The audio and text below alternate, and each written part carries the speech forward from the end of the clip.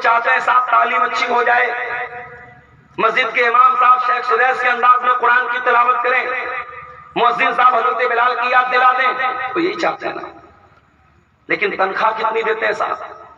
जितने का हम लोग महीने का चाय पान कर लेते हैं उतनी तनख्वाह आमतौर से मस्जिदों के इमाम की होती है। बंगाल में ममता बनर्जी वहां के इमामों को शायद 3,000 या 4,000 का महीना देती है। वो भी कुछ लोगों को खटकता है कि अरे सरकार पैसा दे रही है 3,000 4,000 रुपया, 3-4 हजार के तो तुम पान खा जाते हो, उतने की तो तुम बीड़ी पी जाते हो, और अइम्मा को तुमने तनख्वाहें देकर रखी है 4-5 हजार रुपये। और उसके बाद इमाम साहब अगर किसी दिन बेचारे फजर की नमाज में न उठ पाए तो सारे मोहल्ले में चर्चा का विषय बन जाता है, आज इमाम साहब की नींद नहीं खुली। इमाम साहब किसी नमाज के टाइम चले जाएं तो मस्जिद में हड़कंप मच जाता है, साहब इमाम साहब नहीं है।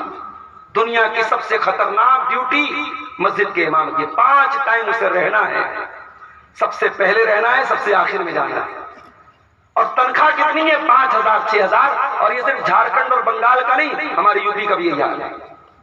इसलिए झारखंड के, बंगाल के, बिहार के उलमा साउथ में जा रहे हैं, आंध्र प्रदेश, कर्नाटक, मुंबई, गोवा जा रहे हैं, लेकिन वहां तनख्वाहें अच्छी मिलती।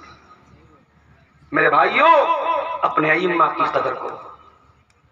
दुनिया का दस्तूर है, जिस चीज से हमें बेनिफिट चाहिए उस पर इन्वेस्ट करते हैं, हमें फायदा चाहिए तो हम पैसा खर्च करते हैं। हम साइंस के टीचर से अपने बच्चे को ट्यूशन दिलवाते हैं, बेहतरीन महीना देते हैं।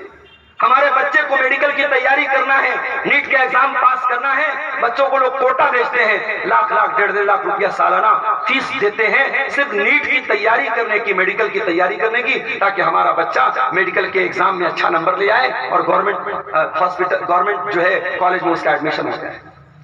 हम दुनिया की तालीम पर इतना खर्च करते हैं, और हम ये भी चाहते हैं हमारा बच्चा जो मकतब में पढ़ रहा है उसको आला तालीम मिल जाए, मगर उस पढ़ाने वाले मौलवी को एक अच्छी तनख्वाह नहीं दे सकते। मेरे भाइयों, हमें चुल्लू भर पानी में डूब मरना चाहिए।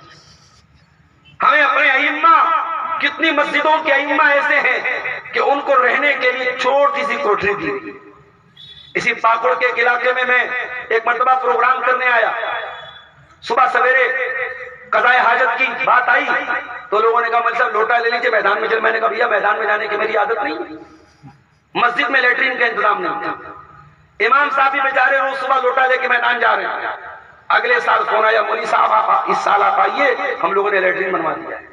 बड़े फख्र के साथ उन्होंने कहा 2023-24 में अगर आपकी मस्जिद के इमाम के लिए आपके पास रहने का ढंग का मकान नहीं है, उसके लिए बाथरूम का इंतजाम नहीं है, तो यकीनन हमें चुल्लू पर पानी में डूब मरना चाहिए।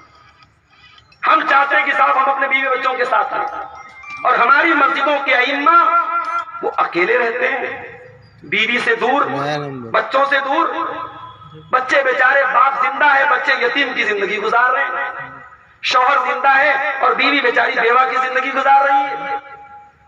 और उसके बाद जो इमाम बीवी से 6-6 महीना दूर रहता है, अगर उस इमाम, जाहिर है वो भी जवान है, उसके भी जिस्म के तकाजे हैं, उसके अंदर भी शहवत बढ़ती है, उसका अगर कदम अल्लाह ना करे बहक जाए, कोई गलत कदम उठा ले, तो सारी कौम थूकने लगती है कि साहब ये देखो मस्जिद का इमाम होकर के और मौलवी होकर के इसने इतना गंदा काम कर दिया।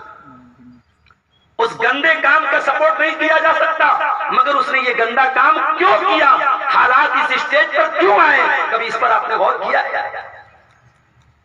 मुझे शर्म आती है, आज अक्सर बड़े बड़े मदरसे जो इंडिया लेवल के मदरसे हैं, उन मदरसों में भी टीचरों के लिए फैमिली क्वार्टर का इंतजाम नहीं।